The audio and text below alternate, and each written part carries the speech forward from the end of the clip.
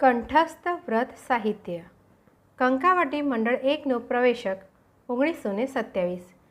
જે ડોસી પુરાણ આજે પાખંડમાં પરિણમ્યું છે તેની હિમાયત કે ધાર્મિક પ્રચાર ખાતર આ સંગ્રહ નથી। આ બધું તો શુદ્ધ કંઠસ્થ લોક સાહિત્યની સંશોધન દ્રષ્ટિએ જ સંગ્રહાયું છે, કેમ કે આ સાહિત્યની અંદર આપણા સામાજિક ઇતિહાસના પગલાં પડેલા છે। એ ધૂળમાંથી આપણે તો સોનું જ ધમવાનું છે। નવા યુગના ચણતર કાચે લઈ શકાય તેટલી સામગ્રી પણ આ ખંડિયેરમાંથી લેવાની છે।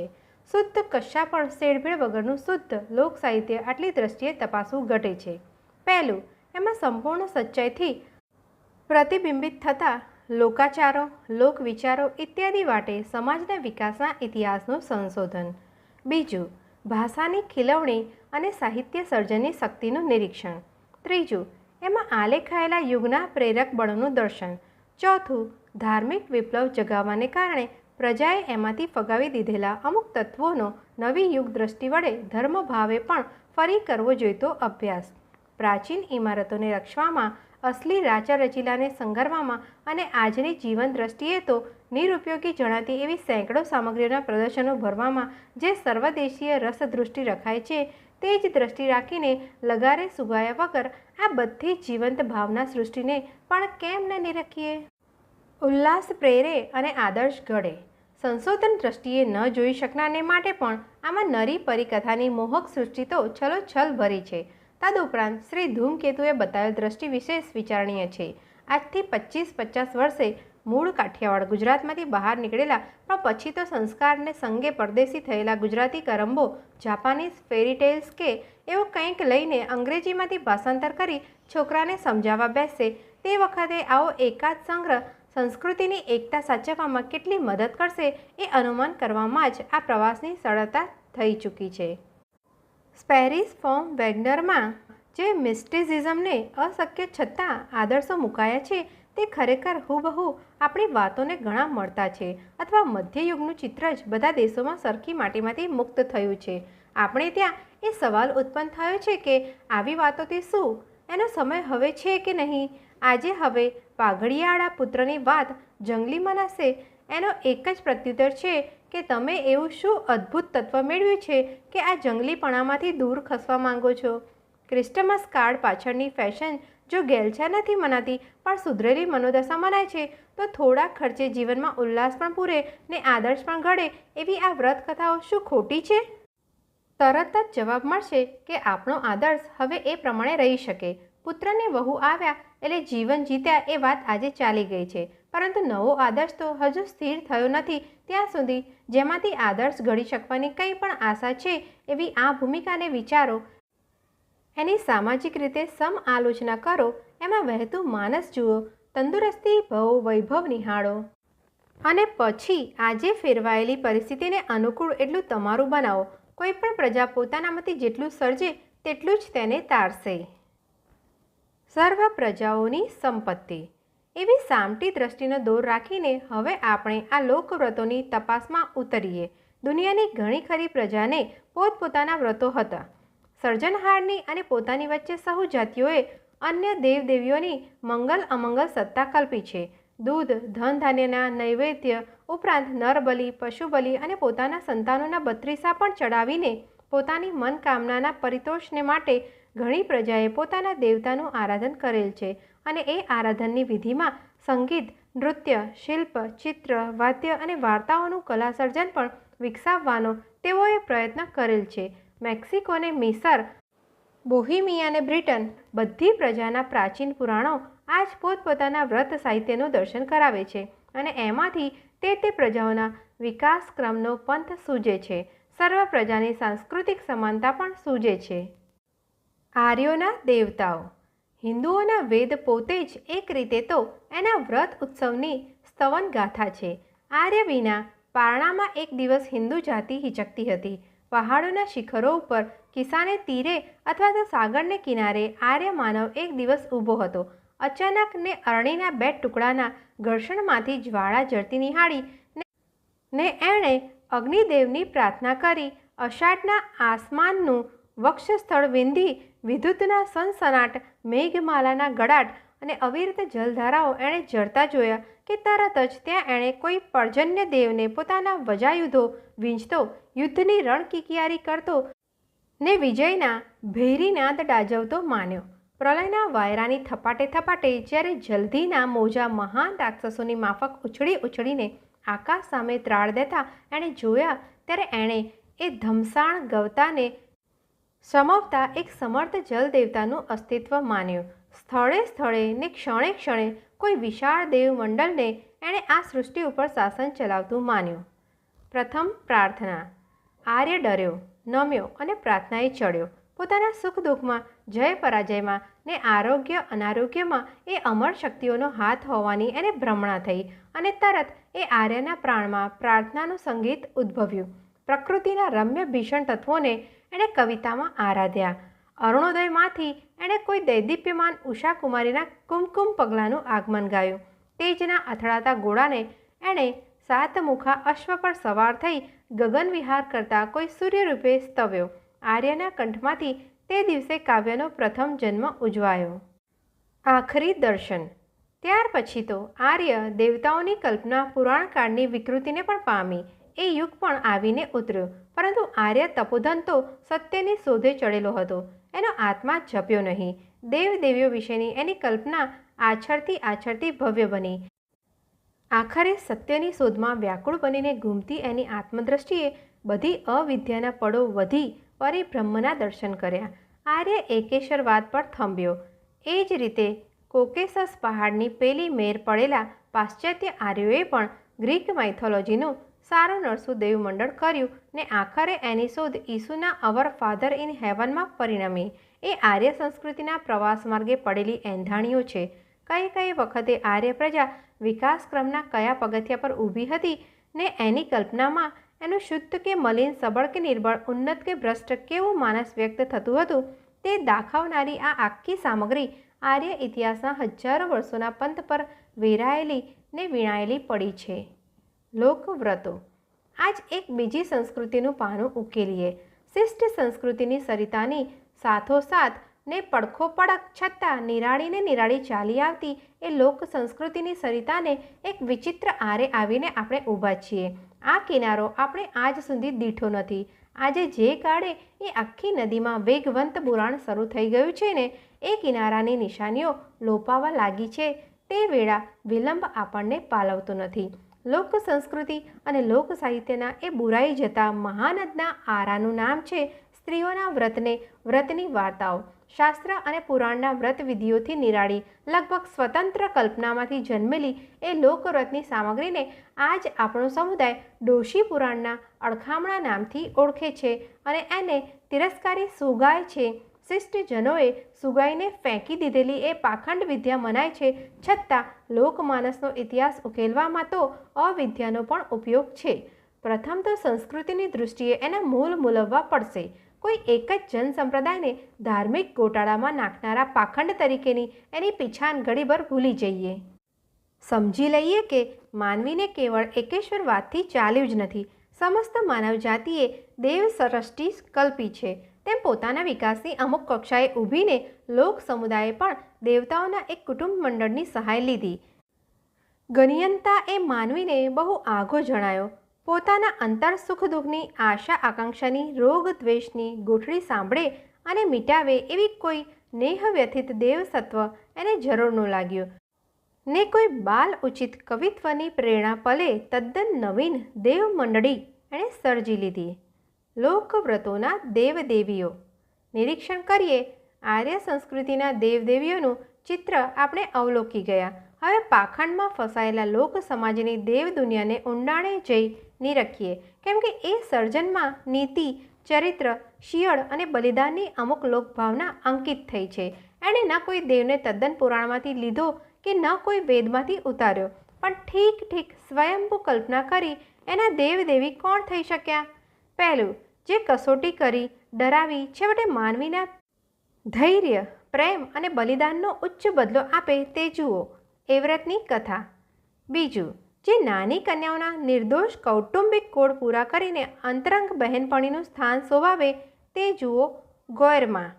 ત્રીજું, જે કૌટુંબિક જીવનમાં અપમાન અને સંતાપ પામતી અનાથ દુખિયારીને એના નિર્મળ ચિંતનમાંથી પ્રગટ થઈ રિદ્ધિ સિદ્ધિ અર્પે તેવી વીર પસલી માં. ચોથું, જે પરમાર્થથી સંતોષાય ને સ્વાર્થથી કોષાય તે શીતલા માં. પાંચમું, જે પાપના પશ્ચાતાપથી પ્રસન્ન થાય તે નોળી નોમ. છઠ્ઠું, જે કોઈ પશુ પંખી કે વનસ્પતિ નિર્દોષ નિરાધારને આશરો આપે તેને પણ લલ્લાઓએ દેવસ્થાને સ્થાપ્યા. નાગ પાંચમ, ધરો આઠમ વગેરે. સાતમું, જે શુદ્ધ તપશ્ચર્યાથી રીઝે તે પુરુષોત્તમ માસ. અક્કેક ભાવના. આ રીતે વ્રતોની અક્કેક વાર્તામાં લોક સમુદાયે અક્કેક કલ્યાણકારી ભાવનાને દેવ પદવી દઈને સ્થાપેલી છે. અભ્યાસની દ્રષ્ટિએ રાખીને આ વાર્તાઓ વાંચનાર માનવ જોઈ શકશે કે આ દેવમંડળનો એક પણ દેવતા અનીતિ અથવા લંપટતા કે અસત્યનો આદેશ કરતો નથી. તેમ કેવળ પોતાની જ તૃપ્તિને કાજે ધૂપ દીપ ને નૈવેદ્ય સ્વીકારીને એ પોતાના ઉપાસક પર પ્રસન્ન થઈ જતો નથી, પણ ઉપાસક વ્રતધારીની પાસેથી પુણ્ય અને ત્યાગના કાર્યોની અપેક્ષા રાખે છે. દ્રષ્ટાંત તરીકે શીતળાનું વ્રત ખંડિત કરનાર જનેતા પોતાના દીકરાને કેવળ મોટા નૈવેદ્ય કરીને જ સજીવન કરાવી શકતી નથી, પણ વળતા જ પ્રભાતે એને અનેક દુઃખી પ્રાણીઓની સેવા કરતાં કરતાં દેવીની પાસે પહોંચવું પડે છે. એટલે કે લોકવ્રતોનો દેવતા કેવળ સ્વાર્થી ને મનસ્વી નથી કલ્પાયો, એની પ્રસન્નતાનો પંથ લોકસેવા વાટે ચાલે છે. સ્વાર્થી દેવતા. કેવળ સ્વાર્થી દેવતાનું એક દ્રષ્ટાંત છે. કાંઠા ગોયર એ પોતાની પૂજા ન કરનાર પર રૂઠે છે, પરંતુ ત્યાંય અંધકોપ નથી.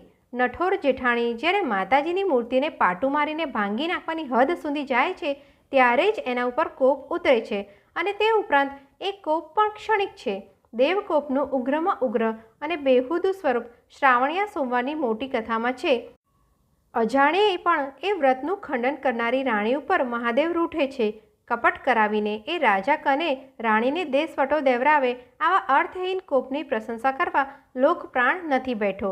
ત્યાં તો આખરે એ રાણી તરફથી કશા ક્ષમા યાચના કે પ્રાયશ્ચિત વગર રાણીને ધૈર્ય ને ત્યાગની સામે મહાદેવને જ નમવું પડ્યું છે. પવિત્રતાનો અને નિર્દોષતાનો એ દેવશક્તિની સામે પણ પડકાર છે. આ વાર્તા અપ્રકટ રહી ગઈ છે. દાખલા પહેલો, શ્રાવણીય સોમવારની ઉપર નિર્દેશેલી વાતમાં દેવશક્તિની સામે માનવ શક્તિ. ચોમાસાના લાંબા દાડો સૂતા સાવ ને બેઠા વાણા વાય ને લો માતાજી ચોપાટે રમીએ કે આપણું હાર્યું કણ કહેશે. મહાદેવજીએ તો ડીલનો મેલ ઉતારી એનો બલો બનાવ્યો છે, એમાં તો જીવ મેળ્યો છે. બહુલા બડુલા અમારું હાર્યું જીતું કહેજે કે સારું જ તો. બડુલો હાર જીતને સાક્ષી બનીને છે. 3 વાર પાસા ઢળાય છે. 3 વાર પાર્વતીજી પૂછે છે, કહે બડુલા કોણ હાર્યું ને કોણ જીત્યું? 3 વાર બડુલો ઉત્તર વાળે છે કે માતાજી હાર્યા ને પત્યાજી જીત્યા. કોપાઈને પાર્વતી કહે છે કે વારે વારે મને હારી કહીશ તો તને શરાવીશ. નમીને સત્યનિષ્ઠ બડુલો બોલે છે કે માતાજી કાલ શરાબતા હો તો આજ જ શરાબજો. મેંથી તો એવું જોયું હશે તેવું કહેવાશે. આખરે પાર્વતીજી શાપ દે છે અને બડુલો તો રગત કોઢમાં ગળ્યો છે. છતાંય કશી ક્ષમા માંગ્યા વિના એ સત્યવ્રતિધારી બાળક ચૂપચાપ એ શાપના સંતાપો સહતો સહતો ચાલી નીકળે છે. એ સત્યનો પડકાર અસત્યવાદી ઈશ્વરી શક્તિની સામે નોંધાયો. બીજું, વનડિયાની વાતમાં અખંડ કુમારિકા પુરુષની વાતોએ ન સાંભળવાના એના નિયમ બધા વ્રતોની વાતો સાંભળે, પણ પુરુષ જાતિના દેવ વનડિયાની વાત મંડાય એટલે એ કુમારિકા ચાલતી થાય. ગર્વિષ્ઠ દેવતા ગવાયો એ કુમારીના શયન ભવનમાં રોજ મધરાતે ભમરાને વેશે પ્રવેશ કરી નિંદ્રામાં પડેલી બાળાના બિછાનામાં ને દિવાલે અબિલ ગુલાલ, તંબોલની પિચકારી અને ફૂલેલ તેલ છાંટી આવે, પણ એ સતીના સિર પરનું કલંક મનાયું નહીં. મલિન દેવતા મધરાતે પોતાનું કાળું કામ કરતો જલાયો અને ફરી કદી ન આવવાનું કબૂલ કરી કરગરી મુક્ત થયો. દેવતાના ગર્ભ પર માનવીના શિયળની સ્થપાયેલી આ સત્તા લોકજીવનમાં કલ્પાઈ ને તે વ્રતોમાં ઉતરી, બેશક બાળકની રીતે. 304 લોકકથા સંચય. વહેમ કે વિજ્ઞાન? દેવતાઓની કલ્પના પાછળ કેવળ અર્થશૂન્ય વહેમને બદલે કોઈ વાર તેને ભોજનભર્યો વિચાર હશે કે નહીં? એક ઉદાહરણ લઈએ. શીતળા સાતમનો વહેમ આપણા સમાજમાં અતિ દુઃખદાયક થઈ પડ્યો છે. એનું સ્વરૂપ આપણને કઢંગું લાગે છે. હવે મૂળ આ દેવીની કલ્પના કેવી રીતે ઉઠી હશે તે વટાવીએ. શીતળા એવો સુગાળો ગ્રામ્ય શબ્દ બદલીને શુદ્ધ સંસ્કૃત શીતલા મૂકીએ તો તેના ઉચ્ચારની સાથે જ શીતળતાનો એક શાંતિકારક ભાવ આપણા અંતરમાં ટાઢો કોરડો પાડે છે. અનુમાન કરીએ કે શીતલા એટલે શીતળતાની કોઈ અધિષ્ઠાત્રી શક્તિ, પ્રિસાઇડિંગ ડાયટી. જેમ પંચમહાભૂતો પર નોખા અધિષ્ઠાતાઓ કલ્પાયા છે તેવી રીતની. એટલે હવે વિચારીએ કે શીતળતાની અધિષ્ઠાત્રીનું શરીર પણ કેટલું સૂક્ષ્મ ને કેટલું સુકોમલ હોવું જોઈએ. એવા અનન્ય માર્દવથી ભરેલી એ દેવશક્તિને કાજે પણ વર્ષમાં એક દિવસ લોકોએ મુકરર કર્યો હશે.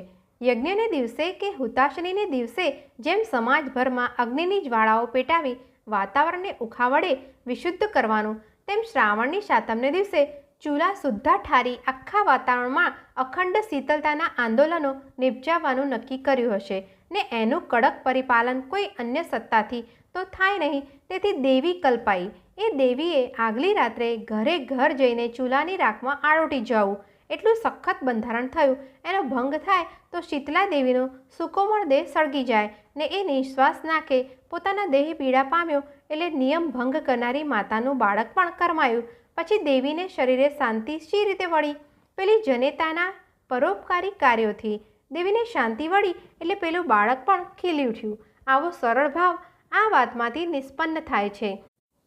એ શીતલા દેવી કેવળ બહારની શીતળતાના જ અધિષ્ઠાત્રી બનીને ન અટકતા બાળકોના શરીરની આંતરિક ગરમીનું પણ શોષણ કરીને શીતળતા આપનારા વાત્સલ્યવતીને રૂપે પ્રકટ થઈ. સંભવ છે કે ગરમીને નિવારનાર અને બાળકોની સંભાળ લેનાર કોઈ ઔષધિને શીતલા નામનું સજીવારોપણ કરવામાં આવ્યું હશે.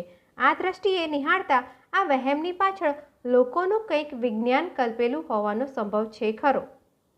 વાતાવરણ, નીતિ, શિયળ અને સ્વાપર્ણની બાલ ભાવનાઓને દેવભાવ આરોપિત કરીને પોતાની સાર સંભાળ લેનારું એક નાનું એવું દેવમંડળ સર્જી વર્ષના અમુક નક્કી કરેલ દિવસે લોકનારીઓ સ્થૂળ ખાનપાનના આનંદો તજતી આત્મશુદ્ધિનું આંદોલન અનુભવતી ગાતી સ્નાન કરવા જતી શાંત મનથી ટોળે વળી કોઈ નદી તીરે, કોઈ દેવાલયને તો કોઈ પીપળાને છાયે અથવા તો પોતાની ચોમાનમાં કશા બંધન વિના યા પરંપરાથી કંઠસ્થ ચાલતી આવતી વાર્તાઓ સાંભળતી એક ક કહે ને અન્ય રા કહેનારના કંઠની અંદરથી સિંગ લહેકા સાથે ને સુકોમળ ગ્રામ્ય વાણી ઉપકથાઓનો પ્રવાહ ચાલી નીકળત.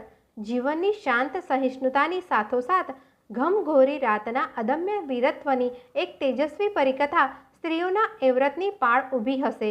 એવ્રત જીવ્રત કંકાવટી એની જાણ થયા પછી અષાઢી અમાસના જાગરણોની અર્થે શૂન્યતા ઉડી જઈને તેને બદલે બાલ તત્વ વિચારનો આપણને ભાસ કરીને ભોજાઈઓના ટુંબા ખાતી પણ બહેન પોતાના ભાઈના ક્ષેમ કલ્યાણનો વીર પસલી વ્રત કરે એ શું કોઈ સ્વાર્થહીન બાંધવતાના એમૂલ કાવ્ય સરખું નથી ભાસતું? જેની નપીરી કહી કુટુંબ આખાએ સામાન્ય ખાનપાનના સુખથી પણ વંચિત કરી મૂકી એ પુત્ર વધુની નિરાધાર દશા ટાળવા રાફડાનો નાગ પરિવાર પિયર પદ સ્વીકારે એ નાગ પાંચમની વ્રત કથાની અંદરથી કેટલું માર્દવ નીતરે છે. નાગ પાંચમ કંકાવટી એવી વાતો સાંભળીને અંતરમાં સુકુમાર ઉર્મિઓ અનુભવવી, એક જ ટાણે આહાર કરવો, ચકલાને ચણ નાખવી, ધૂપ દીપ કરીને ઘરની હવાને વિશુદ્ધ બનાવવી, બસ લોકવ્રતોના દેવદેવીઓએ આથી વધુ મોટા નૈવેદ્ય માગ્યા નથી. તે સારા તત્વની પડખો પડખ બુરું તત્વ પણ છે. વ્રતોના બદલામાં સોના રૂપા ને રિદ્ધિ સિદ્ધિની પ્રાપ્તિની લાલચ બેહુદી રીતે પાથરવામાં આવી છે કે ખરી? બધા જ વ્રતમાં કંઈ આત્માનો સંતોષ કે નિજ આનંદ પ્રધાન પદે સ્થપાયો નથી. વ્રત કથાઓની શૈલી, આ શૈલી તો અન્ય તમામ લોકકથાઓથી અનોખી જ રીતે ખીલેલી છે. આ શૈલી બનતા સુધી તો એક શબ્દનો બલકેતો જેવા અનેક અક્ષરોનો પણ ફેરફાર કર્યા વગર શુદ્ધ કંઠસ્થ સ્વરૂપે જ ઝીલી લેવામાં આવી છે. એટલે આ શૈલીના મૂલ મૂલવવાનું સહેલું થઈ પડે છે. હિંડોળા ખાતી, ડોલતી ને ઝૂલતી એ વાક્ય રચના જુઓ. ચોમાસાના લાંબા દાડા, સૂતા સાપને બેઠા વાણા વાયને, ચાલો મહાદેવજી ચોપાટે રમીએ કે આપણું હાર્યું જીવું કોણ કહેશે? લઈ જાઓ તોય આવું ને ન લઈ જાઓ તોય આવું ને આવું એ એની દોલાયમાને વાક્ય રચનાના દૃષ્ટાંતો છે. એ રચનામાં ક્યાંય કૃત્રિમતા કે અલંકારોના આડંબર નથી અને તેમ છતાં તેમાં લોકજીવનની સ્વાભાવિક મિતભાષિતાને કારણે લાઘવની કલા સારી પેઠે વિકસિત થઈ છે. એના વર્ણનમાં વિપુલતા નથી, માત્ર ચમકાર ફૂલે સીઝ જ છે. દ્રષ્ટાંત તરીકે બરાબર શ્રાવણ મહિનાની અમાસ ને એમાં ભળ્યો છે અંધાર અંધાર અને ધરતી માથે તો પાણી પાણી પાણી, ક્યાંય માતા નથી. અથવા તો સર્પદંશની અસર આટલા જ શબ્દોમાં સરસ રીતે સમેટાઈ નથી જતી. વર કહે, માં બાપા મારી આંખે લીલા પીળા આવે છે. એમ કરતાં કરતાં તો આ વાર્તાકારની કલ્પના વધુ સુંદર રંગો પૂરતી થાય છે. બાઈ તો વિચારે છે કે અરે જીવ, આ મડાને જો જાનવર તાણશે તો બામણના દીકરાની અસુર ગતિ થશે, પણ હું શું કરું, ક્યાં લઈ જાઉં? એમાં વીજળીનો એક અંજવાસ થયો છે ને એ અંજવારામાં આવે એક દેરું કડાણું છે. વીજળીનો અંજવાસ રહે એટલી ઘડી બાઈ હાલે છે, વળી અંધારું થઈ જાય એટલે ઊભી થઈ રહે છે.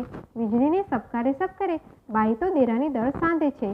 બાઈ તો નાહી ધોઈ નીતરતી લટો મેલી હાથમાં કંકાવટી લઈ સડેડાટ નદીને સામે કાંઠે દેરામાં જાય છે. એટલા સ્વાભાવિક સરળ વર્ણનમાં કથાકારે અષાઢી મધરાતના ચૂડ તેમજ સુક્રમ અનેક ભાવોને જીવન કાવ્યમાં રેડી દીધા. એમ કરતાં કરતાં કોઈ વાર ગજગામિની તો કોઈ વાર કુરંગસી ચપલા, કોઈ વાર ફાળ ભરતી તો કોઈ વાર ઝૂમ ઝૂમતી એવી ગતિઓ બદલતી આ શૈલી પદ્યમાં પલટા લેતી જાય છે અને તુલસી વ્રતને કાંઠા ગોર તથા સૂરજ પાંદડું વ્રતમાં અપદ્યા ગદ્યનું કલા વિધાન ખીલી નીકળ્યું છે. અલબત્ત વાંચનમાં એ શૈલીને એક વિધતા પછી ખૂંચી છે ખરી. શૈલીનું વૈવિધ્ય ખૂબી તો એ છે કે આ કથા કહેનારીઓએ રૌલીની સ્થિતિચુસ્તતા નથી સ્વીકારી. ઘટનાઓ એની એ મૂળ આકાર અવિચલ રહે, પરંતુ અંદર વર્ણનાનું નકશીકામ તો પ્રત્યેક કલ્પનાશીલ વાર્તાકારને કંઠેથી નિત્ય નવીનતા જ ધારણ કરી શકે છે. એની કૃતિમાં પ્રત્યેક વ્યક્તિગત કલા વિધાનનો ફાળો અપાતો જ જાય. ઉદાહરણ તરીકે બોળચોથની કથામાં એક વાર્તાકાર એમ બોલશે કે ગામોટની ગા સીમમાં ચરતી હતી, ત્યાં તો એને સત ચડવું છે. માથે પૂંછડું લઈને કાન પહોળા કરતી, ભાંભરડા દેતી, નાખોરાના ફરડકા બોલાવતી ગા વાજો વાજ ગામમાં દોડી આવે છે. ત્યારે બીજો વાર્તાકાર એ જ પ્રસંગને આ રીતે જણાવે છે: ગાય તો હાલી નીકળી છે, પેલે હિંહોરે સીમાડે પૂગી છે, બીજે હિંહોરે જાપે પૂગી છે, ત્રીજે હિંહોરે વાછર પાસે પૂગી છે ને ચોથે હહોરે ગોરાણીઓ પાસે પૂગી છે. સારી માઠી ઉર્મિઓ. એવા નાજુક કલા વિધાન કરીને નવ પલ્લવિત બનતી આ કથાઓ કઈ છે વર્ષો સુધી સહસ માનવીના મુખેથી કહેવાતી આવી છે અને એના શબ્દોની સ્મૃતિ ઉત્તરોત્તર અખંડિતપણે સચવાતી રહી છે. એના વાક્યોની પાછળ લાખો આઈ નારીઓના સારા માઠા ઉર્મિબળનો સંચય થયો છે. તેથી જ એ પ્રત્યેક વાતમાં બળ સિંચા છે. ક્રિયાગ્રસ્ત જીવન પ્રવાહને સજીવ કલા દ્રષ્ટિના હિલોળા લેવરાવતા લલિત ભાવોની સાથોસાથ વહેમગ્રસ્ત સાંકડી મનસૃષ્ટિ પણ ઊભી થઈ હતી. છતાં અભ્યાસને કારણે એ ગ્રામ્ય શબ્દોની સુગ ચડાવવી આપણને પાલવશે નહીં. ગ્રામ્ય કણબણને હરભવ ચણિયા ને કસુંબલ ચૂંદડી ઉતરાવી અમદાવાદી પોશાક પહેરાવવાથી તેનું સૌંદર્ય સી રીતે સમજી શકીએ? અવનીન્દ્ર ઠાકુર બંગીય વ્રત સાહિત્યમાંથી એક દૃષ્ટાંત આપીને સમજાવે છે કે જો આ ગ્રામ્ય અને બાલિશ જણાતી વ્રત ભાષાનું અંગ્રેજી ભાષાંતર થાય તો તેમાંથી કોઈ વાર વેદના સૂક્તો સરખું ગહન ગાંભીર્ય ગુંજી ઉઠે. અન્યત્ર એ દૃષ્ટાંત આપેલું છે. વાર્તાઓના ભાવના વિધાનમાં બીજી એક ગૂંથણી નજરે ચડે છે. વ્રતોની વિધિની અને પરિણામની વચ્ચે કોઈ વિલક્ષણ મેળ મેળવાયો છે. ઉદાહરણથી એ સચોટપણે સમજી શકાશે. પહેલું, વીર પસલીની કથામાં વ્રતને દિવસે વીરાની વાટ જોઈને બેઠેલી બહેન રેંટિયો ફેરવે છે. ભાઈને આવતો ભાળતા જ આનંદનો ઉમળકો ચડે છે, ત્રાગ તૂટી જાય છે. બહેનને હૈયે વહેમ પડે છે કે અરે રે, મારા વીરની આવરદા ત્રુટી, લે ત્રાગડો સાંધીને જ ઉઠું એટલે વીરની આવરદા પણ સંધાય. પછી તો સાપના કટકાવાળા ઝેરી લાડવાનું ભાથું લઈને ભાઈ ઘેર જવા નીસરે છે. મનમાં થાય છે કે કોઈ નવાણ આવે તો ભાથું ખાવા બેસું, પણ બહેનને તો ત્રાગ સાધ્યો હતો ખરું ને, એટલે ભાઈની નજર સામે ચારેય દિશામાં ત્રાગડા જ દેખાય, રસ્તો દેખાય જ નહીં. એથી કરીને ભાઈ એ ઝેર ભળેલું ભોજન જમવા બેસી શક્યો નહીં. દરમિયાનમાં તો બહેને ભાઈને આંબી લીધો. બીજું, શીતળાની કથામાં માતાજી દરેક દુઃખી જીવનો પૂર્વજન્મ ઉકેલે છે. તેમાં પણ જીવનની કરણી અને જીવનની ગતિ વચ્ચે સંવાદિત્વ છે. વેદવાન બ્રાહ્મણ ચારેય વેદ કંઠે હતા, પણ કોઈને સંભળાવ્યા નહીં. વિદ્યા કોઠામાં સમાઈ જઈને સસડી ઉઠી એટલે આ જન્મે મગરમચ્છ સર્જાયો. ધગધગતી વેળમાં પડ્યો પડ્યો લોચે છે. બે દેરાણી જેઠાણીઓ ખાટી અને મોડી છાશ ભેગી કરીને પડોશીને દેતી, તેથી આ ભવમાં બે તળાવડીઓ સર્જાઈ. બેવના પાણી પરસ્પર આવે જાવ, પણ પંખીએ એ પાણી પીએ નહીં. પોતાની ઘંટીએ કોઈને દળવા ન દેનાર સ્ત્રી મરીને સાંઢળી સર્જાઈ. ગળે ઘંટીનું પડ બંધાયું છે. 12 ગાઉની સીમ ભટક્યા જ કરે છે. 2 પાળિયા બાજ્યા જ કરે છે, કેમ કે પૂર્વ ભવમાં એ બેઉ ગામ પટેલો હતા. આંબાના ફળ કોઈ ખાતું નથી, કેમ કે પૂર્વ ભવમાં એ વાંજ્યો શ્રીમંત હતો. કોઈને દાન પુણ્ય નહોતું કર્યું. લોકજીવનનું સમાજશાસ્ત્ર. તેના અમુક અંગો આરસીસી વ્રત કથાઓમાં પ્રતિબિંબિત થઈ રહ્યા છે. લોક સાહિત્ય અમુક સ્વાર્થી સંબંધોથી સર્જાયેલું ન હોવાથી તેમનું પ્રત્યેક પ્રતિબિંબ તે કાળ તથા સ્થળને વફાદાર જ હોવું જોઈએ.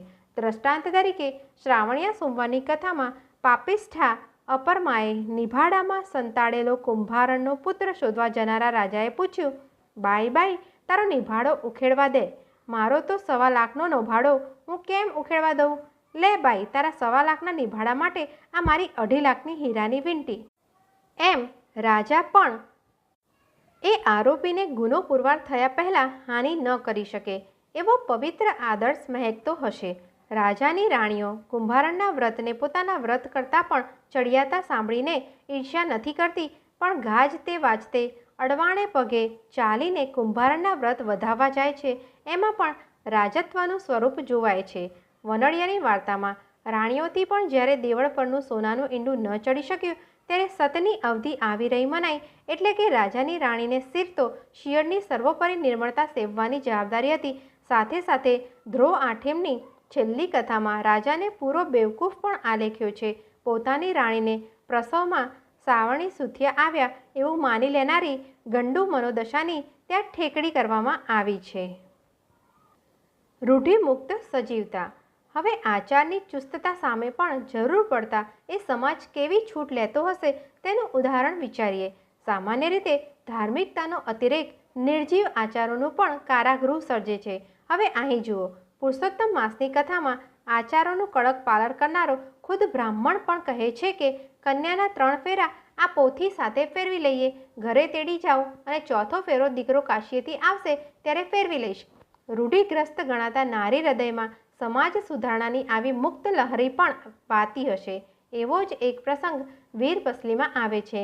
વ્રત કરતી એ અભાગણી પતિ ત્યક્તા બહેનને રોજ નાહી દેવતા પર ધૂપ કરી પછી જમવું એટલો વિધિ કરવાનો હતો, પરંતુ એ સ્નાન કરવા જાય એટલે પાછળથી એની કુટિલ ભોજાઈઓ ચૂલા માયલો અગ્નિ ઓલવી નાખે. રોજ બહેનના વ્રતમાં વિઘ્નો નડે.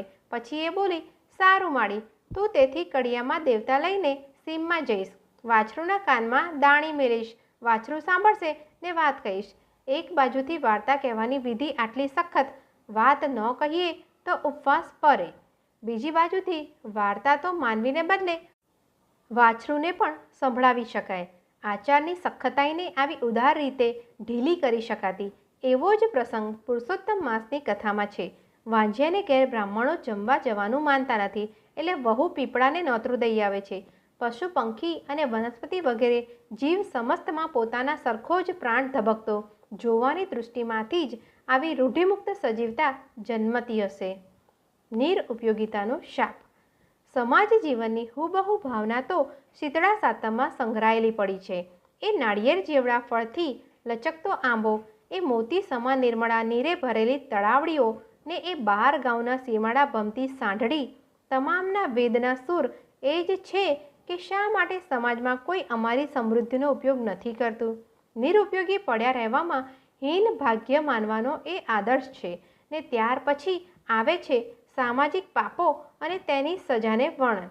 સમાજને શાસ્ત્રો ન સંભળાવનાર વિદ્વાન બ્રાહ્મણ, છાસમાં દગો કરનાર દેરાણી જેઠાણી, અન્યને પોતાની ગંઠીએ દળવા ન દેનાર નારી, પરસ્પર કલહ કરનાર ગામ પટેલો, સખાવત ન કરનારી સંતતિહીન શ્રીમંત, એ બધા દુર્ગતિને પાત્ર ઠર્યા, કેમ કે તેઓએ તે કાળની સામાજિક જવાબદારીઓ અદા ન કરી, એટલે કે તે સમયની સમાજ રચનામાં પડોશી ધર્મ પ્રાણરૂપે હશે.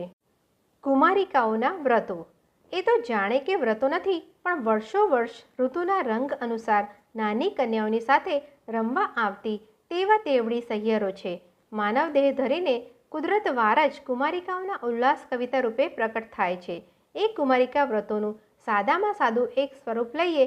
કોઈ પણ સાંજરે નાની કન્યાઓ રમવા નીસરે, એમાંની જે કન્યા પહેલ વહેલું ચાંદડું આકાશમાં ઉદય પામતું નિહાળે, તે તરત જ હાથની કલ્પિત કંકાવટી કરી કલ્પિત છટા ઉરાડી સૂત્ર સમૂહ જોડકનું બોલવા લાગે. પેલું ચાંદરડું મેં પૂજ્યું, પછી મારા વીરે પૂજ્યું, આભલા ડાબલા સોનાને 2 ગાબલા, ફૂરડીમાં સાકર, ભાઈ બાપ ઠાકર, દરિયામાં દીવો, ભાઈ બાપ જીવો, સૂડી વચ્ચે સોપારી, મારો ભાઈ વેપારી, ધાન ખાઓ ધૂળ ખાઓ, ભાઈ ઉપરથી ગોળી જાઓ. પશુ પ્રેમ. બસ વર્ષની 360 સંધ્યાઓનું એક અમર વ્રત ચાલુ થઈ ગયું. એક બાજુ પ્રકૃતિનું પૂજન ને બીજી બાજુ કૌટુંબિક પ્રીતિ, આબનો તારો, દરિયાનો કોઈ દીવો અને પોતાનો ભાઈએ, ત્રણેય વચ્ચે કંઈક અગમ્ય સામ્યની દૃષ્ટિ અને સહુ ઉર્મિની ટોચે કુટુંબ માથેથી ન્યોછાવર થઈ જવાની બલિદાન વૃત્તિ. એનો સમુચ્ચય એટલે વ્રત. એવું જ વ્રત આંબાડા ફોફડાનું, પોષી પૂનમનું કે તુલસી વ્રતનું.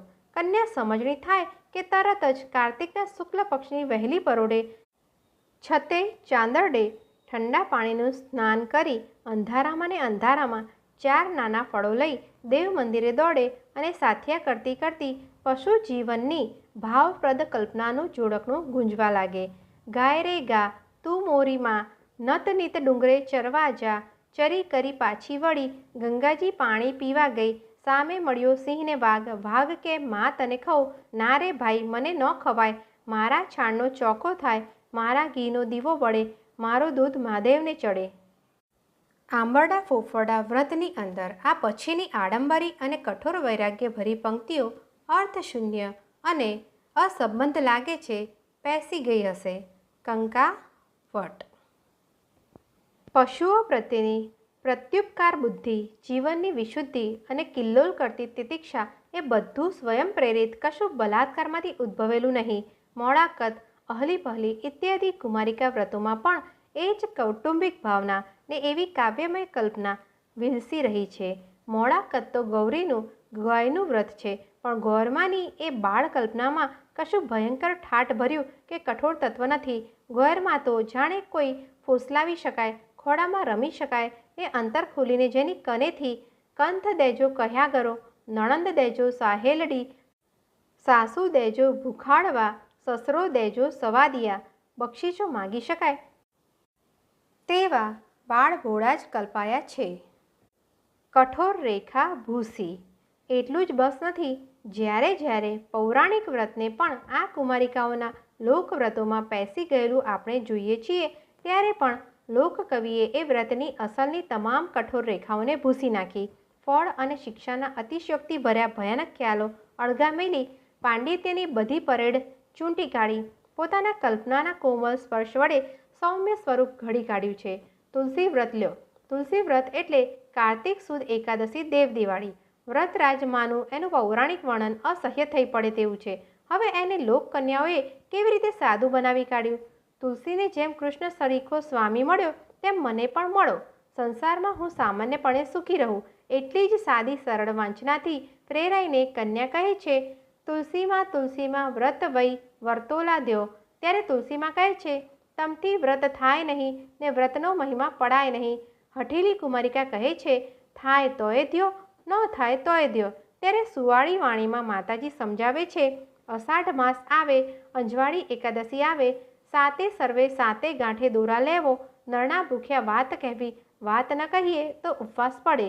વાર્તા કહેવાથી પ્રથાને ચિરંજીવ કરવા માટે હળવું છતાં કડક બંધન મૂકી દીધું અને કાવ્યમયતા તો હવે આવે છે. વાર્તા કોને કહેવી અને શી રીતે કહેવી? પીપળાને પાને કહેવી, કુંવારીને કાન કહેવી, તુલસીને ક્યારે કહેવી, ઘીને તો દીવે કહેવી, બામણને વચને કહેવી, સૂરજની સાખે કહેવી. આટલા શબ્દોમાં જ આર્ય ગૃહ જીવનની શાંત વિશુદ્ધિનો, મર્યાદિત ચોખ્ખાઈનો નહીં, સર્વાંગ સુંદર આભાસ થઈ જાય છે. આપણી આસપાસ જાણે એ જીવન શુદ્ધિની સુવાસ ફરે છે અને એ વ્રતનું ઉજવણું પણ સાદું, વ્રતની પાછળ રહેલી કામના શુદ્ધ સાંસારિક, કોઈ દેવને વસમી ન પડે તેવી. પહેલે વરસ લાડવો ને ગાળવો, આવે ચોખ્ખો જન્મારો, બીજે વરસ મગનું કુંડું, આવે રે એવા તણ ઊંડું, ત્રીજે વરસ સાડ સુપડું, આવે રે સંસારનું સુખડું, ચોથે વર્ષે ચરણા ચોળી, આવે ભાઈ પુત્રની ટોળી, પાંચમે વર્ષે ખીરે ખાંડ ભર્યા ભાણા, આવે શ્રી કૃષ્ણના આણા. સાચા અને સ્વાભાવિક બંગાળી કુમારિકા વ્રતોમાં પણ આવી રીતે કૌટુંબિક જીવનની જ માંગણી હોય છે. બંગાળી સેજુલી વ્રતમાં તો કન્યાને મુખે સચોટ માંગણી મૂકે છે, હે હરશંકર દિનકરનાથ, કંખનો ના પડી જેને મૂર્ખર હત. કુટુંબ જીવનની એ પ્રીતિને જાણે કે પ્રકૃતિના ધાવણમાંથી જ ધાવતી ગુર્જર કન્યાઓ ગાતી. ગોવિંદજી રે તમે આરી દેજો, જારી દેજો, ગોઠડીએ બે બેવું દેજો, આણે પરિયાણે વિરોજી દેજો, રાંધણીએ વવારું દેજો, પીરસણે માતાજી દેજો, પાટલે જમવા બાપ દેજો, ભેળો જમવા ભત્રીજો દેજો. પોષી પૂનમના વ્રતમાં પણ પ્રકૃતિ પૂજન અને કૌટુંબિક મમતા કાવ્યની વાણી માટે વ્યક્ત થાય છે. 8 વર્ષની કન્યાએ નદીએથી સ્વહસ્તે માંજીને નાનું બેડું ભરી આવવું અને અલાયદું ચૂલો કરીને ઉઘાડા આબ નીચે છાપરા વિનાની જગ્યાએ જ રસોઈ કરવી, બનતા સુધી અગાસી જ પસંદ કરવી. ગાય છે કે પોષ મહિનાની પૂનમ રે અગાસે રાંધ્યા અન્નવાલા, અને પછી એક ચાનકી કરી તેમાં કાણું પાડી ચંદ્રની ચાડે ધરી કાણાવાળી ચંદ્રને નિહાળી કાવ્ય સંબોધવું કે, ચાંદા તારી ચાનકી, મારું ચૂરમું ભાઈ જમ્યો બેન ભૂખી, અને પછી ચાંદા તારી ચાનકી, કૂતરા તારી રોટલી, આજ મારી પોષી પૂનમ, એટલું કહી કૂતરાને રોટલી નાખવી. તે પછી પોષી પૂનમડી, અગાચીએ રાંધ્યા અન્ન, ભાઈની બેન જમે કે રમે, જમ બેન જમ. એ ભાઈની રજા લઈને જ પોતાનું રાંધેલું અન્ન પૂર્ણ ચંદ્રકળાની નીચે બેઠા બેઠા જમવું. એ બધી ક્રિયા કોઈ શાસ્ત્રીય વ્રતમાંથી નહીં જોડે. એ વ્રતના ઘરમાં સી ભાવનાઓ વિલસી રહી છે.